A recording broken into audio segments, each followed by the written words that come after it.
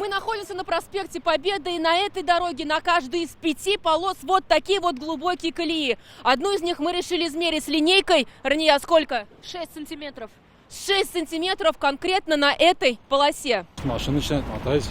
Летом дождливую погоду, зимой, когда лед.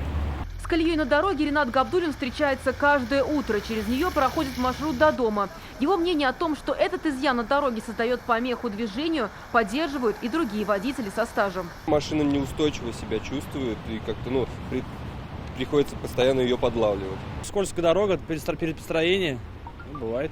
Последний раз ремонт на этой дороге делали в 2016-м. Чтобы наглядно показать, насколько асфальт продавлен за эти 4,5 года, мы взяли с собой игрушечную машинку. Как оказалось, она с легкостью может пройти под линейкой.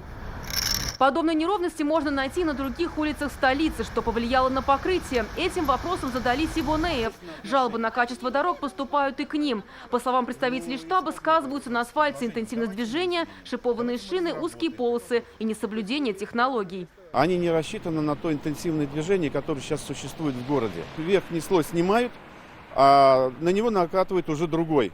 Вот. А на самом деле что происходит? Нижние слои-то, они структурно разрушены. И применением строительных материалов. Например, у нас гравий ложит 50%, а нужно как минимум 70%.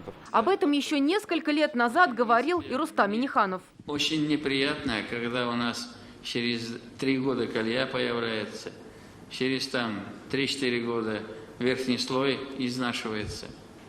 Значит, мы что-то не докладываем, значит, что-то мы не так делаем. Оставлять дорогу в таком состоянии не будут. В этом году подрядчики Минтранса отремонтируют несколько дорожных участков столицы в рамках национального проекта. В программу ремонта включены проспект Победы от улицы Завойского до улицы Губкина, улица Арбузова, проспект Ямашева от улицы Арбузова до 3-й транспортной дамбы.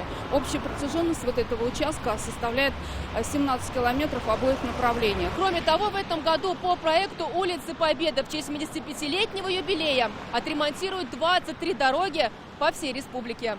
Зарина Ахметова, Ринат Сафин, ТНВ, Казань.